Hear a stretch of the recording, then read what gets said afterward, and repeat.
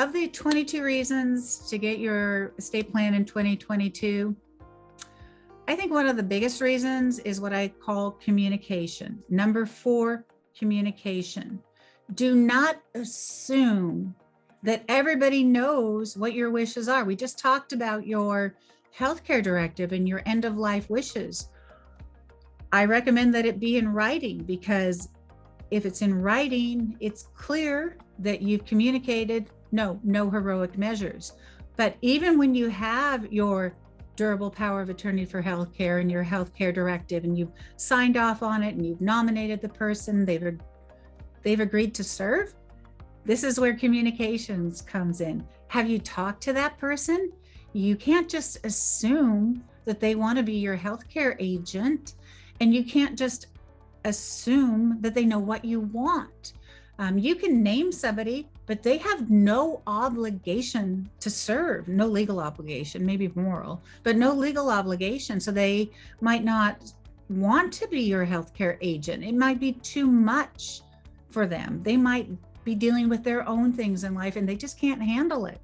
So part of it in your estate plan in order includes communicating with people who's going to be your healthcare agent. Are they willing to serve? And what are your wishes? Talk with them about what your wishes are, because at end of life, it might be black and white, or it might be different shades of, well, what is the situation? You might want to say to them, if the doctors say there's no hope, advocate for me for the next 24, 48 hours, because I believe that might make a difference, and I might be able to come back to a sense, to a better quality of life, even if the doctors say no, she won't. How will your healthcare agent know if you don't have a conversation? So it's a conversation about what your wishes are, but what estate planning involves, it involves your family, your loved ones. It's not a one-way street. Oftentimes, and we encourage clients when they're talking about what their wishes are, that what they also do is find out what their family members' wishes are. Talk with them, get a conversation going about what is it that you would want, because they may or may not have all their estate plan in place, their ducks in a row, and you may still be called upon to help them or speak for them, because in medicine, there's a hierarchy in terms of who has authority.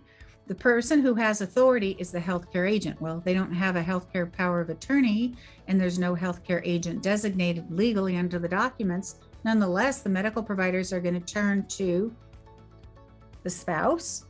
If there's no spouse, to the kids. If there's 5 kids, it's not the eldest, it's like a committee of kids.